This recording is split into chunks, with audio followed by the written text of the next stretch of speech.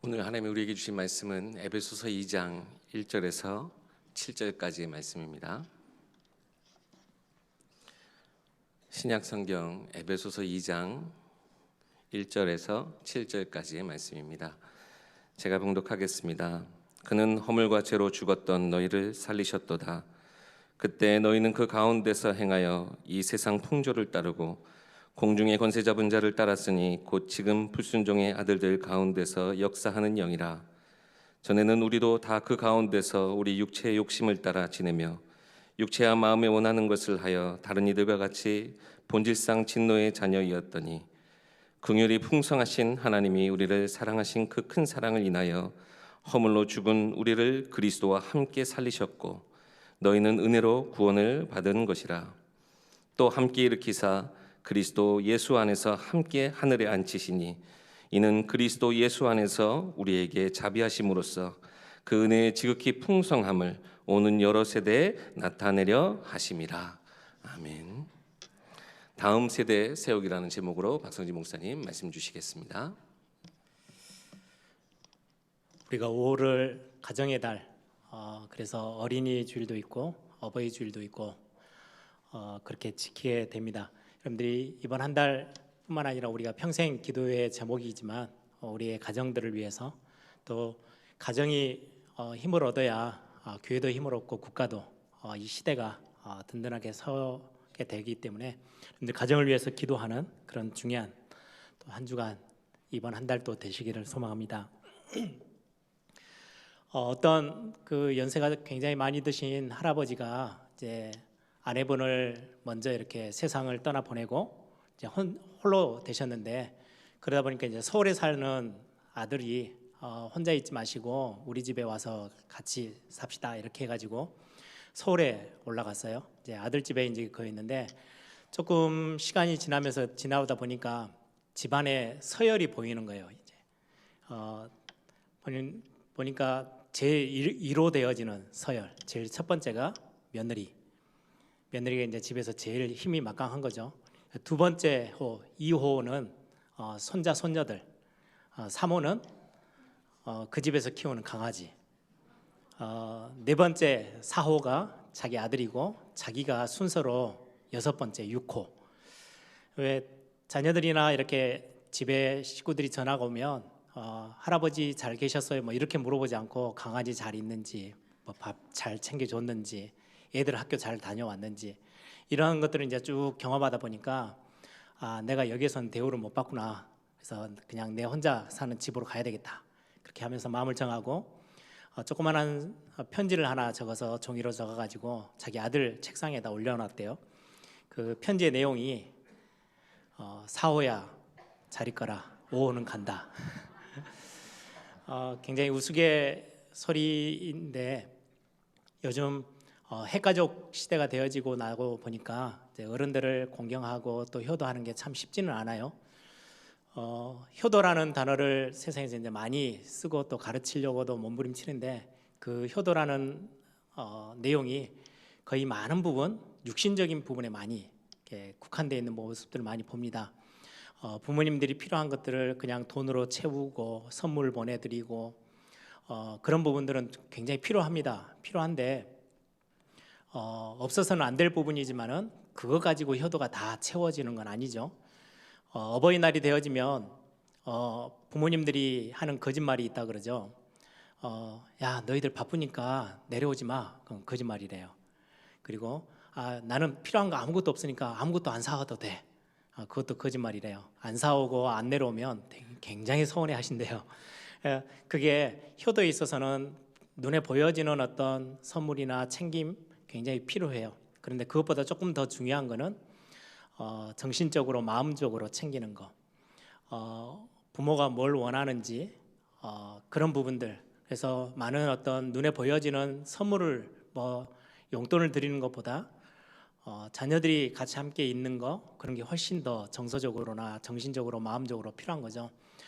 얼마 전에도 어버이날 이렇게 뉴스를 잠깐 보는데 이제 코로나 이 상황 때문에 병원에 이렇게 요양원에 계시는 부모님들을 뵙지 못하고 투명한 막으로 된 것을 쳐놓고 밖에서 손도 잡지도 못하고 그냥 얼굴만 보고 또 유리창 밖에서 또 영상으로 막 이렇게 하는 모습들을 보면서 참 안타깝구나.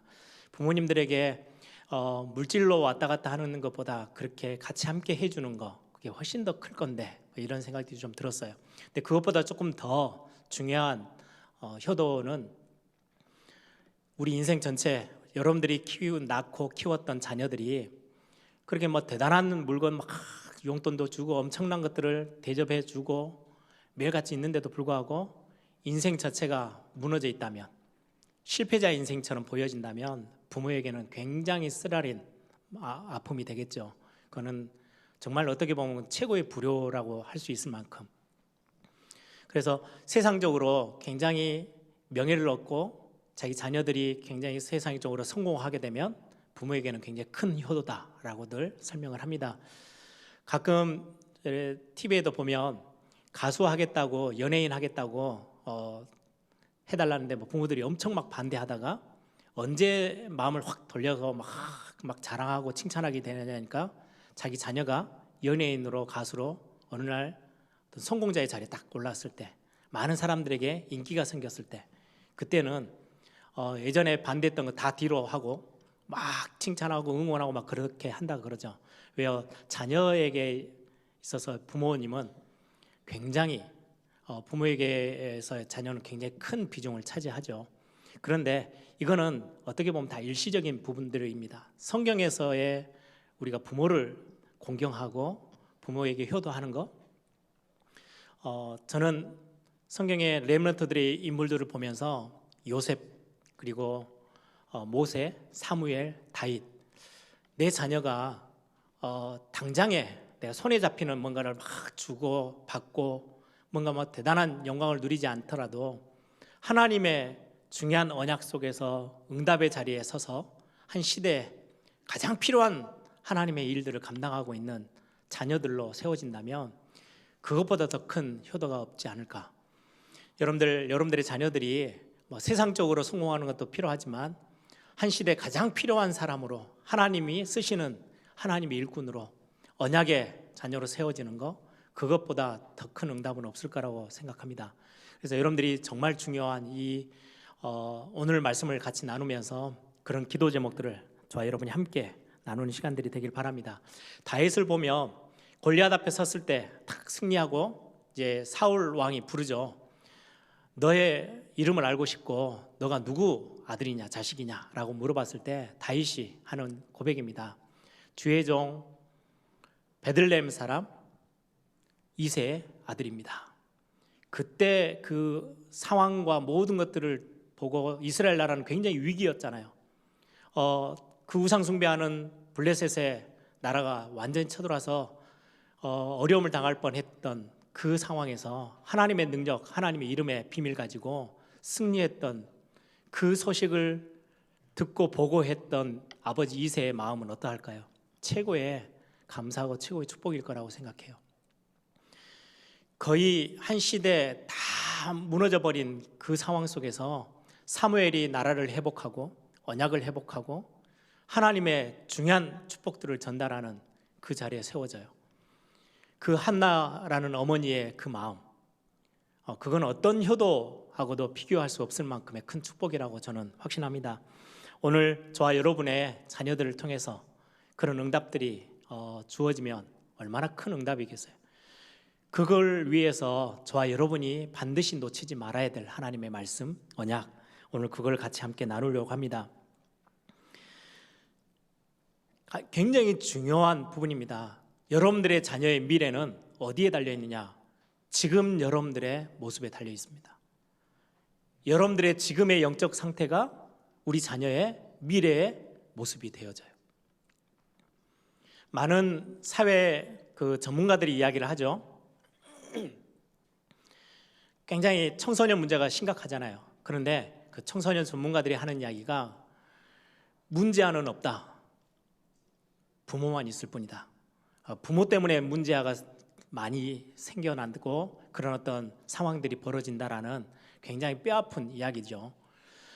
부모가 어렸을 때 이 아이를 위해서 조금만 더 공감해주고 품을 제공하고 그 아이의 이야기를 듣고 이해해 줄 수 있다면 그 아이가 문제아 쪽으로 가지 않을 건데 그 많은 비난이 섞여 있고 많은 부분에 침범을 하고 많은 부분 이해하지 못하고 벽을 쌓고 있기 때문에 한 집에서 같이 살고 있는데도 불구하고 그 아이가 삐뚤어지는데 굉장히 큰 영향력을 주는 게 아이에게만이 문제가 있다 그게 아니라는 거죠. 부모에게 굉장히 큰 영향력을 부모가 주고 있다라는 것들을 사회적으로도 이야기를 합니다. 기도하는 부모 반드시 그 자녀는 기도하는 자녀로 성장하게 됩니다. 뿐만 아니라 예배가 중심되어져서 살아가는 부모가 있다면 어느 날 아무리 흔들리고 아무리 지금의 현실의 모습이 아닌 것처럼 보여도 어느 날 그의 자녀는 예배 중심의 삶으로 살아가게 됩니다. 굉장히 중요합니다. 딱 거울 보듯이 하나님을 경외하는 부모 그 밑에는 반드시 하나님을 경외할 수 있는 자녀들이 올라옵니다. 저는 제 신앙이 굉장히 뜨겁고 뭐 대단하고 그러지 않아요. 구멍도 많고 실수도 많고 부족한 게 참 많은데 제가 이 자리에 설 수 있었던 굉장히 중요한 이유 중에 가장 큰 이유는 하나님의 은혜지만 저희 어머니 아버지를 통해서 예배가 무엇인지 예배 중심으로 산다는 게 뭔지 그리고 하나님을 경외하는 삶이 어떤 건지 저는 그거를요 말로 듣고 간 게 아니고요 저는 그 모습을 보고 배웠어요. 저뿐만이 아니라 저희 형제들이 이거는 말로 어떻게 표현하지 못할 만큼 그냥 끌려갈 만큼 여러분 오늘 말씀의 어떤 중요한 내용 중에 하나입니다만은 예전에 제가 렘넌트들한테 그런 이야기를 해요. 우리 교육자들하고도 그런 이야기를 많이 하는데요. 주식 이렇게 하잖아요. 주식하는 사람들이 뭐 이렇게 막 여기저기 투자했다가 또 뺐다가 넣었다 하면 절대로 큰 돈을 벌 수가 없대요. 아무리 주식을 해도 이제 그렇게 하는 부류를 보고 뭐 개미라고 이렇게 이야기를 하더라고요. 근데 그 주식을 시작하려고 하는 사람들이 꼭 참고 도서로 꼭 필독서로 읽는 책들이 있어요. 어떻게 하면 주식을 해서 돈을 벌 수 있는지. 그 책을 쓰는 사람들은요 주식을 잘하는 사람들이 아니고요 또 다른 지식이 있어요. 굉장히 인문학에도 뛰어나고요 역사, 세계사 이런 거에 굉장히 깊은 뭔가를 다른 걸 가지고 있는 사람들. 그래서 그 사람들은 당장에 뭔가 막 주가가 막 요동을 치더라도요 흔들리지 않고 딱 뭔가의 중심이 딱 있는 사람들. 그 사람들이 성공해서 책을 써요. 그 책을 읽고 주식은 이렇게 하는구나 다 배웠어요. 책을 수십 권 읽었어요. 그러면 주식에 투자해요. 근데 막상 현실 문제 딱 닥치면은요 발을 뺐다 넣었다 계속 해야 돼요. 그래서 이쪽에 있는 사람들은요 이쪽으로 오는 사람이 거의 없대요. 왜요? 알고 있어요. 책 다 읽었어요. 이 성공했던 사람들, 주식으로 성공했던 사람들, 큰 돈을 벌었던 사람들이 써놓던 책을 다 읽고요 완전 숙지 다 했어요. 그런데 현실에서는 안 되어지는 거예요. 왠지 아세요? 저는 그거를 영적인 원리로 설명도 해요. 믿음으로 우리는 승리할 수 있어. 아무것도 없어도 정말 환경이 이렇게 어려워도 우리는 하나님을 믿는 믿음으로 우리는 다시금 승리할 수 있어. 설교 때마다 매번 메시지로 모든 훈련 따라다니면서 다 배워요. 다 들었어요. 알아요.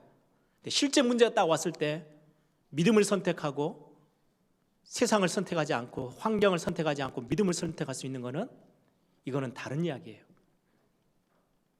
이거는 어디에서 나오는지 아세요?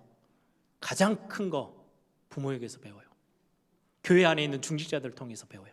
교회 영적 분위기를 통해서 배우는 거예요. 저도 예전에 우스갯소리로 말씀드리죠. 제가 집에서 부모님들에게 엄청난 잔소리를 많이 듣고 자랐는데요 잔소리가 저를 바뀌게 한 적이 그렇게 많지 않아요. 말로는요 제 삶이 바뀐 적이 별로 없어요. 그런데 어느 날 제 삶이 딱 바뀌어 있는데 그게 뭐냐니까요 부모님이 했던 그 길, 부모님이 살아왔던 그것 때문에 제 삶이 어느 날 그거 따라가고 있더라고요. 저는 부족하고 연약한 게 많은데도 그 길 따라가. 왜요? 실제로 봤거든요. 실제로 그게 어떤 응답이 왔는지를 확인했기 때문에. 여러분들의 지금의 영적 상태가 여러분들의 자녀들의 영적 상태를 만들어냅니다. 지금의 여러분들이 기도하는 부모님들이 분명히 있다면 여러분들의 자녀는, 미래는 여러분들의 자녀는 기도하고 있을 겁니다. 이게 굉장히 중요한 부분입니다. 그래서 예배 중심, 하나님을 경외하는 삶, 이게 말로만이 아니고 지식으로가 아니고 설교로가 아니고 그거를 실제로 교회에서 목회자를 통해서 봤다. 우리 중직자들을 통해서 확인했다. 가장 더 중요한 거, 삶은 가장 밀접해 있는 부모님들을 통해서 믿음이 뭔지, 예배가 무엇인지, 하나님을 경외하는 삶이 무엇인지를 보고 자란 자녀가 있다면 지금 당장 흔들리고 있다 할지라도, 지금 당장 무너져 있다 할지라도 아닙니다. 돌아섭니다. 그게 하나님이 주시는 은혜이고 하나님이 우리 언약의 백성들을 이끌고 나가시는 굉장히 중요한 부분들입니다. 그래서 오늘 제목을 제가 사도신경의 내용이지만 그 중에 지난번에 반복되어지는 그 구절들을 가지고 같이 함께 나눌 거예요. 다음 세대 세우기라는 제목을 붙였어요. 어버이날이기도 하고 가정의 달이기도 하고 다음 세대 세우기. 다음 세대라는 말은 이해하시죠? 우리 자녀 세대들이에요. 우리를 이어서 다음 세대를 책임져야 될, 그래서 우리의 자녀, 우리의 후대들을 말하는 거죠. 근데 다음 세대 막 집중하는데 다음 세대라는 단어를요 한국말로 바꿔서 다른 세대가 되어지고 있대요. 다음 세대가 다른 세대가 되고 있어요. 가치관도 달라요. 기준도 달라져 버렸어요. 우리 부모들이 있는 지금 기성세대 가지고 있는 많은 어른들이 가지고 있는 그 가치관 아니요, 완전히 다른 가치관을 가지고 살아가요. 그래서 대화도 안 되고 서로 공감하는 게 완전히 다르고 시야도 다르고 모든 게 다 다른 거죠. 생각도 다르고 환경, 뭐 경험했던 많은 경험들, 지식 이런 것들이 다 다르게 들어오면서 가치관을 완전히 뒤집어 놨어요. 여러분, 지금의 다음 세대 저 기준이 완전히 달라요. 어떻게 보면 기준이 다른 정도가 아니고요, 기준이 무너져 있어요. 기준이 없어요.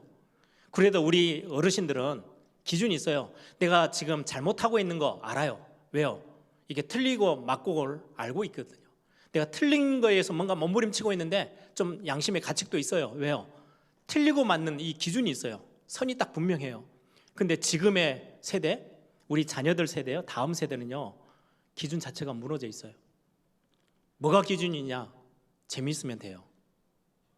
뭐가 좋은 거냐? 재밌는 게 좋은 거예요. 무엇이 옳고 무엇이 그르냐? 재미있으면 그게 옳은 거예요. 이게 모든 기준점을 다 흐트러놔 버려가지고 지금의 다음 세대들은요, 여러분들 TV를 보세요. 재밌으면 그냥 해요. 그게 선한 거예요. 기준이 완전히 다 무너지고 다 흐트러져 버린 시대, 거기에서 우리 자녀들이 지금 크고 있어요. 그냥 흥미로우면 요즘 거의 뭐 드라마, 옛날 우리 어른들은 상상도 못했던 드라마들이 해요. 그런데도 막 뉴스에도 나옵니다. 너무 드라마가 막 자극적이다 뭐다 다 하는데요, 그래도 계속 갑니다. 시청률은 계속 높아집니다. 왜요? 재밌거든요. 그것 때문에 가정에 오는 영향력들, 사회에 오는 영향력들, 국가에게 얼마나 악한 영향력들이 가는지 아무 상관없어요. 재밌으면 돼요. 시청률 올라가면 되는 거예요. 지금 시대가요 그렇게 가고 있어요. 기준점이 완전히 다 깨졌어요.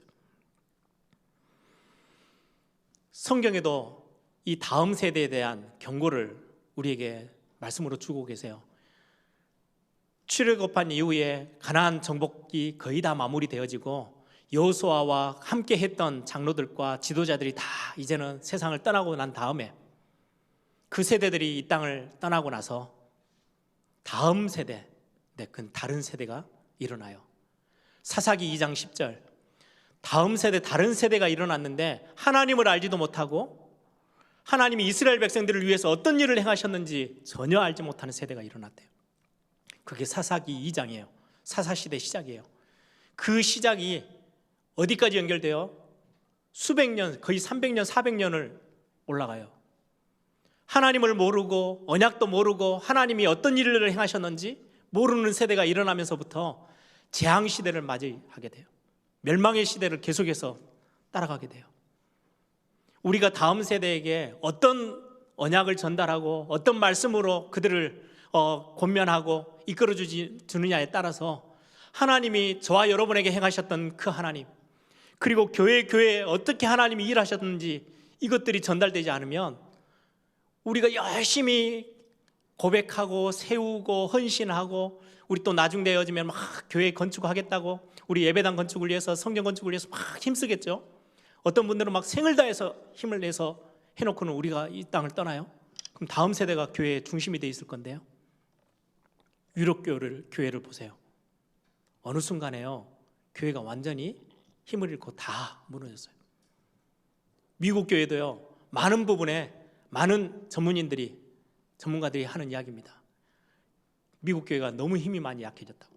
그럼에도 불구하고 저는 한편에 미국의 그래도 젊은 세대들이요, 복음만이 이 나라를 살릴 수 있어 하면서 꿈틀거리는 그 모습들을 보면서 얼마나 감사한지 몰라요. 한국 교회 너무나도 빠른 속도로 유럽 교회를 따라가고 있어요. 우리가 교회를, 큰 예배당을 세우고 지금의 교회를 든든히 세우는 거 필요합니다. 그런데 더 중요한 거는요, 어느 시간 지나고 나면 다음 세대가 이 교회의 중심이 되어 있을 거거든요. 우리 자녀들 세대가.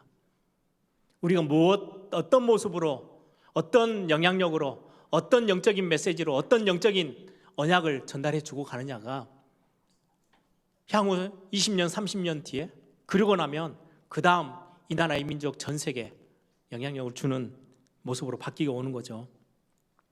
여러분들, 예전에 어른들이 하시는 말씀이 10년이면 강산도 변한다고. 근데 요즘은 10년이 아니고요, 1년, 2년 사이가 얼마나 차이가 나는지 몰라요. 여러분들 손에 있는 스마트폰 이렇게 나온 지가 10년이 채 안 돼요. 근데 세상이 너무 많이 바뀌어 버렸어요. 모든 게 이거 없으면, 이제는 아예 손에 없으면요, 사람이 불안에 떨 만큼 이건 없어서는 안 될 상황으로 다 바뀌어 버렸어요. 이거 하나면 모든 걸 다 할 수 있어요. 지금 시대가 얼마나 빠르게 변하는지요. 그래서 우리가 정말로 마음 담고 우리가 사역하는 게 렘넌트 사역이잖아요. 후대 사역들. 우리 교회에서 많은 교사와 우리 부모님들이 마음 담고 우리 렘넌트들을 위해서 헌신하고, 주일날 아침 일찍부터 또 평일날에도 일부러 내 본인의 사역들과 일일이 다 있는데도 불구하고 시간 내서 아이들과 연결하고 관심 가져주고, 얼마나 감사한 일인지요. 그게 반드시 하나님 우리에게 주실 것입니다. 뿐만 아니라 많은 훈련들을 우리가 도전합니다. 렘넌트 데이도 만들고, 신학원도 만들고, 각종의 훈련들을 막 우리 아이들을 막 애써서 보내려고 합니다. 이유 있죠. 또 교회가 연합하고 막 힘을 다해서 이 지역의 렘넌트 오케스트라 이 팀들을 막 힘든데도 막 같이 예산을 세워가면서, 지원해가면서, 후원해가면서, 기도해가면서 얼마나 많은 것들을 애를 써서 후대 사역을 시작합니까? 이게 단순하게 이벤트가 되지 않고 진짜 중요한 언약 전달하는 통로가 되어지도록 기도해야 됩니다. 세계 렘넌트 대회도 하나의 사역이 아닙니다. 그냥 단순한 행사가 아닙니다. 중요한 영적인 무브먼트가 돼야 돼요. 렘넌트 운동이 돼야 되지, 이게 하나의 이벤트 행사가 아니라는 거예요. 여러분, 다음 세대를 세워나가는데 중요한 사역의 중심 되어지는 부분들, 학교가 할 수 없거든요.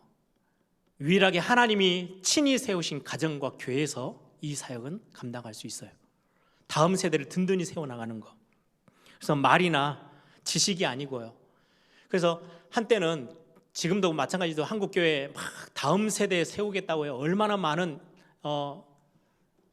사역들을 막 펼쳐나가는데, 많은 부분이 참 안타깝게도 그냥 이벤트성 사업, 프로그램 중심의 일들이 참 많이 일어나는 것들을 보면서요, 마음이 참 안타까워요.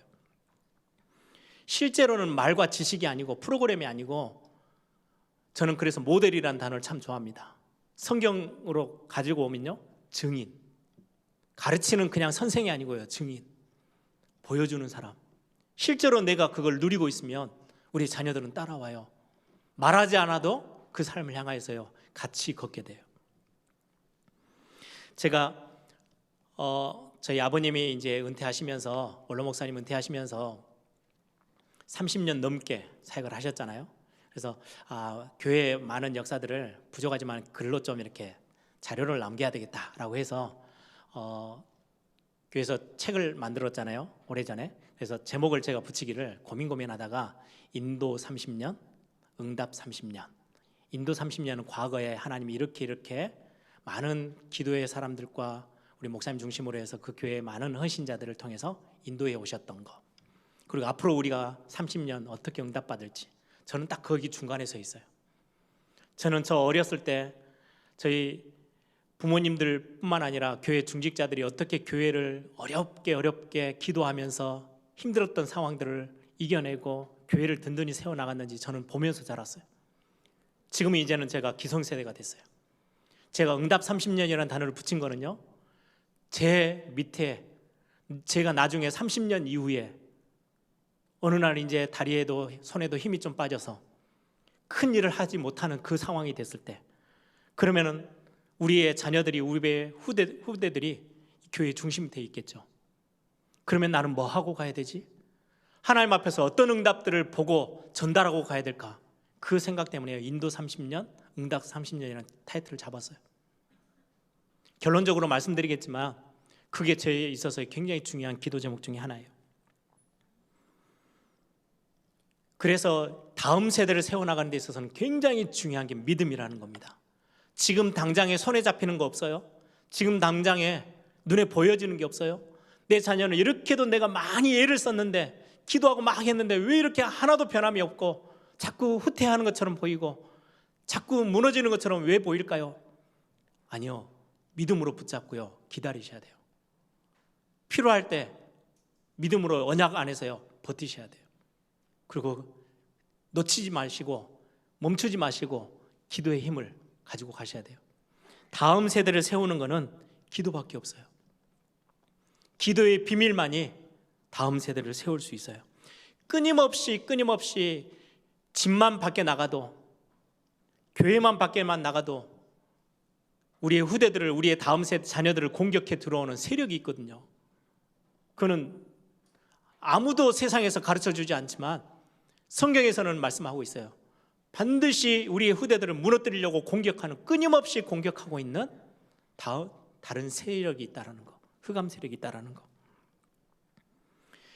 학교에만 가도, 친구들 사이에서도 올바른 것보다는 잘못된 것들이 훨씬 많이, 잘못된 가치관, 잘못된 기준들이 들어오는지요. 더 큰 거는요, TV, 인터넷, 스마트폰, 게임, 이걸 통해서요 얼마나 심각하게 공격이 들어오는지 몰라요. 옛날에 우리 어른들은 인생이 이제 다 무너져 버리고 나면 그걸 보고 우리가 이렇게 혀를 차면서, 야, 알코올 중독이었대, 저 도박 중독이었대, 이렇게 이야기해요. 인생 다 망가졌을 때 쓰는 단어예요. 근데 요즘은요, 조그마한 아이들에게도 우리가 이 단어를 써요. 스마트폰 중독, 게임 중독, 인터넷 중독, 미디어 중독. 지금 이게요, 우리 다음 세대를 공격해 들어오고 있는, 이게 좋다 나쁘다 이걸 보지 마라 이게 아니고 얼마나 많은 공격 속에 있는지요. 저와 여러분이 다음 세대를 세운다 했을 때 기도의 힘은 이걸 유일하게 막을 수 있는 비밀입니다. 그래서 저와 여러분이 오늘 중요한 기도의 제목들을 하나 딱 붙잡으셔야 돼요.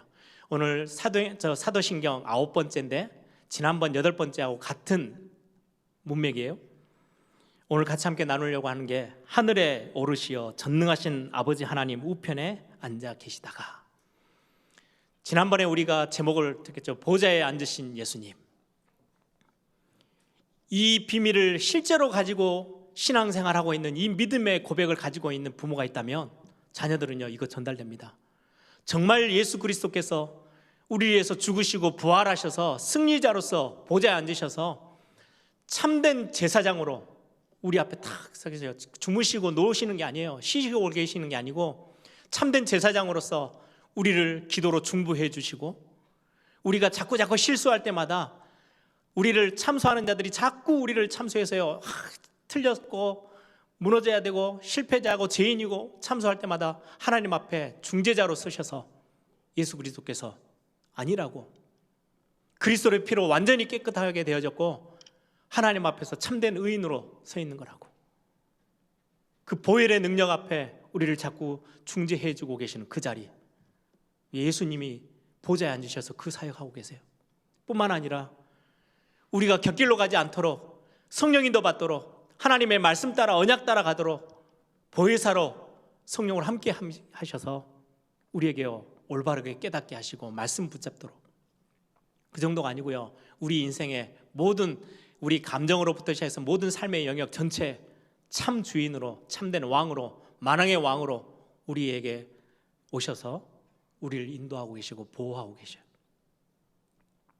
그래서 여러분들 지난번에 말씀 나눴던 기억 나시죠? 마지막 요한계시록에 있는 그 7교회를 향해서 참된 처음이자 마지막 되시는 부활하신 살아계신 그 주님, 처음이기도 하고 마지막이기도 하고 처음 마지막 모든 걸 다 가지고 계신 분 뿐만 아니라 다윗의 열쇠, 그리고는 창조의 근본이 되시는 그분이 우리의 참된 주인이시고 우리의 왕이시고 우리 가정의 주인이 되시는 거예요. 이 믿음 가지고 여러분들이 신앙생활하며 예배 중심으로 하나님을 경외하는 마음으로 신앙생활하면 여러분들의 자녀들 하나님은요 반드시 책임지실 거예요. 오늘 하나 더 같이 함께 말씀 나누는 겁니다. 오늘 에베소서 2장에 나온 것처럼 1절 보세요. 우리가 허물과 죄로 죽었던 우리, 하나님께서 우리를 살려주셨어요.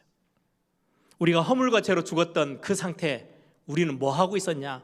3절에 보니까 본질상 진노의 자녀였대요. 우리의 영적 상태는 진노의 자녀예요. 그래서 진노의 자녀이기 때문에 이전에 나온 것처럼 세상 풍조를 따르고 공중의 권세 잡은 자, 이거는 사단이에요. 악한 영. 공중의 권세 잡은 자를 따라서니 곧 지금 불순종의 아들들 가운데 역사하는 영이라. 공중의 권세 잡은 자를 줄줄 따라다녀요. 종이에요. 종노릇 하는 거예요.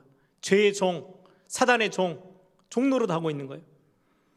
전에도 3절에 보니까 우리도 다 그 가운데 우리의 육체의 욕심을 따라 지내며 육체와 마음이 원하는 것을 하여 본질상 진노의 자녀들.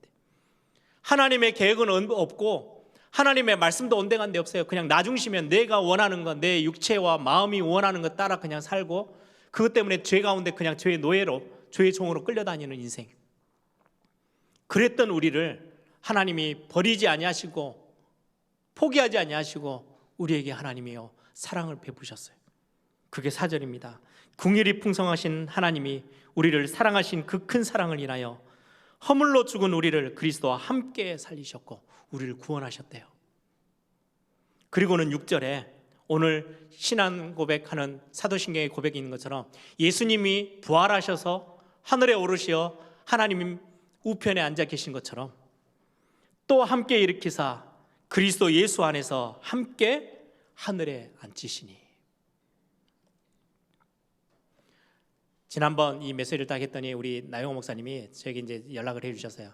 박 목사, 너무 많은 은혜를 받았는데 이 본문에는 하늘에 보좌에 앉힌 게 예수님만이 아니고 우리도 똑같이 같이 있는 거야. 얼마나 중요한 메시지인지요. 여러분들 반드시 놓치지 마셔야 돼요. 예수님이 보좌에 앉으셨는데 우리를 함께 하나님 보좌 같이 앉히셨대요. 그게 여러분들의 부모고요. 이 교회 지금의 우리 기성세대들이 놓치지 말아야 될 엄청난 비밀입니다. 그래서 우리에게 이 하늘에 앉혀서 중요한 사역을 우리에게 맡기시는데 그게 7절입니다. 이는 그리스도 예수 안에서 우리에게 자비하심으로써 이 은혜의 지극히 풍성함을 오는 여러 세대에 나타내려 하심이라. 많은 세대뿐만 아니라 가장 중요한 것은 우리의 자녀 세대에게, 우리의 자녀들에게도 이 언약, 그리스도의 은혜의 풍성함, 우리는 허물과 죄로 죽어버렸던 우리 죄의 종으로, 사단의 종으로 세상 풍조 따라서, 세상 문화 따라서, 세상의 가치관 따라서 살 수밖에 없이 본질상 진노의 자녀였는데 하나님은 우리에게 은혜를 베푸셨는데 얼마나 큰 은혜를 베푸셨냐. 더 이상 그 자리에 있지 아니하고 우리를 구원하신 것도 감사한데요, 예수님이 앉으신 그 보좌 우편에 우리와 함께 우리를 같이 하늘에 앉히셨대요. 이 축복을 여러분들이 이 땅 살면서 누리는 거예요.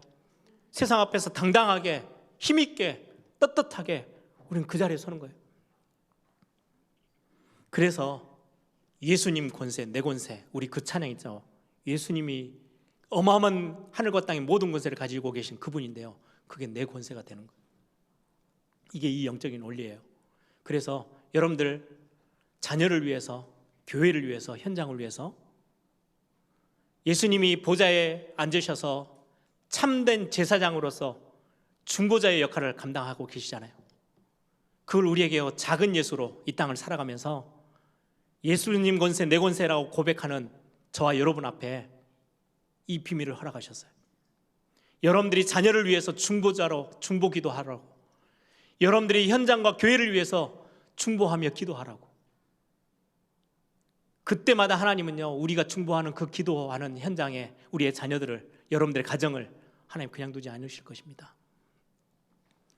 작은 예수로 이 땅을, 우리는 너무 부족하고 연약하지만 하나님의 그 크신 은혜의 풍성함을 가지고요, 우리를 그 응답을 누리는 자리, 그 어마어마한 권세를 누리는 자리에 우리를 불러주셨어요. 그 정도가 아니에요. 하나님이 말씀으로 우리를 깨닫게 하시는 것처럼 저와 여러분 현장 앞에 여러분들의 자녀에게 하나님의 언약의 말씀 전달하는 전달자로, 현장에 복음 전하는 전도자로 하나님 저와 여러분을 부르셨어요. 말씀 운동하라고. 이거는 해도 되고 안 해도 되는 게 아니고요, 당연히 누릴 어마어마한 권세입니다. 뿐만 아니라 여러분들에게 그리스도 예수의 이름 앞에 있는 그 권세, 저와 여러분이 누릴 수 있어요. 흑암 세력들을 결박하세요. 그리스도 이름으로. 우리에게 귀신을 내어쫓는 권세를 주셨어요. 여러분들이, 여러분들의 자녀들, 여러분들의 남편, 여러분들의 아내가 집을 나가서 직장을 가고 학교를 가고 세상 앞에 나아갔을 때 얼마나 위험한 게 얼마나 많은지요. 영적으로 눈에 보이게끔 눈에 보이지 않게끔 공격해 들어오는 세력들이 얼마나 큰지요. 여러분들 그리스도 이름 앞으로 여러분들 가지고 들어와서 여러분들 자녀들 공격하지 못하도록 그리스도 이름으로 꺾으세요. 그 어마어마한 권세 우리에게 허락하셨어요. 그래서 베드로전서 2장 9절에 말씀하시죠. 우리를 하나님이 부르셨는데 너희는 택하신 족속이요, 왕같은 제사장이요, 거룩한 나라요. 너희들은 땅에 속해 있지 않고 세상에 속해 있지 않아 하나님께 속해 있는 소유된 백성이야. 하나님의 소유, 저와 여러분의 신분이죠. 그래서 어마어마한 하나님이 구원의 축복을 주신 걸, 그 아름다운 덕을 마음껏 선포하고 선전하라고 저와 여러분을 부르셨대요. 이 땅에서 작은 예수로 살아가도록 같이 예수님과 함께 하늘에 앉히셔서 이 엄청난 것들을 이 현장에서, 특히 여러분들 자녀 앞에서 이 엄청난 비밀들을요 기도로 누리세요. 그걸 기도로 선포하세요. 언약 전달해 주세요. 사사기 2장 10절, 저는 이 말씀을요 저는 뼛속 깊이 딱 담고 있어요. 어느 날 다음 세대가 일어났는데 하나님도 모르고 하나님이 행하신 일도 다 놓쳐버렸던 그 세대. 그래서 광야에서 하나님이 일찍부터 말씀 주셨거든요. 신명기 6장. 너는 하나님을 생명 다해 힘 다해 뜻을 다해서 사랑해. 그리고는 그 엄청난 영적인 언약과 비밀을 너희들이 자녀들에게 전달해야 돼. 앉고 일어서든 집을 나가든 들어오든 손목에 매든 이마에 붙이든 문설주에 다 기록해서라도 반드시 각인될 만큼 자녀들에게 언약 전달해 줘야 돼.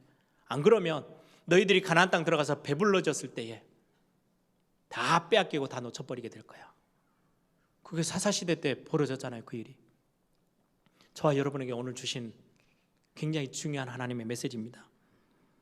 영적인 유산 전달해야 돼요.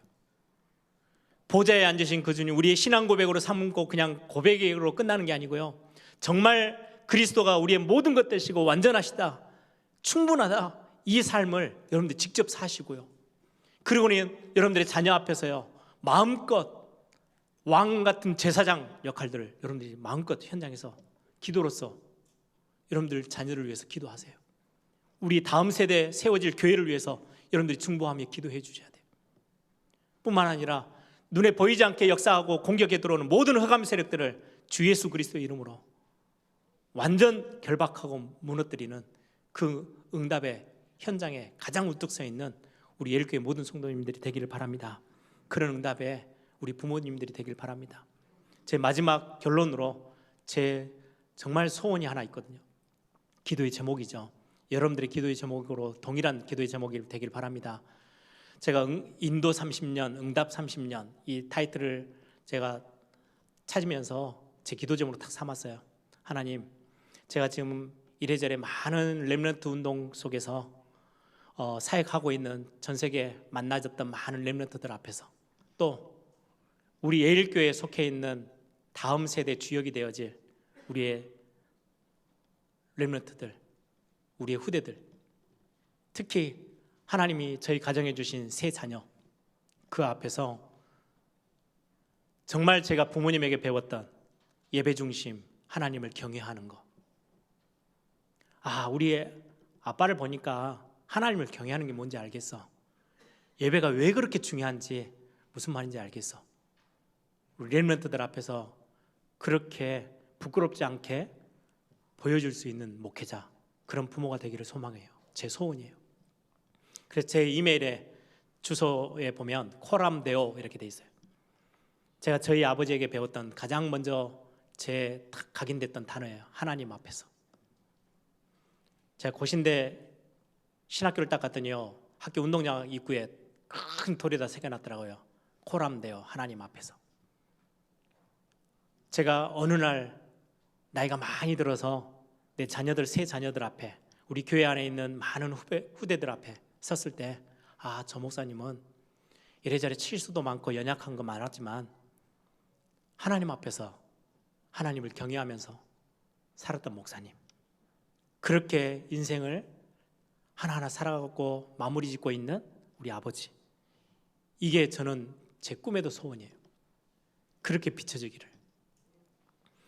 여러분들, 오늘 중요한 날, 많은 효도해야 된다, 이 설교가 아니고요, 우리가 그 모습으로 서면 여러분 평생의 효도 받을 수 있는 어마어마한 응답들을 여러분들이 경험하게 될 것입니다. 여러분들 이 기도 제목 놓치지 않는 그런 시간들이 되기를 소망합니다. 오늘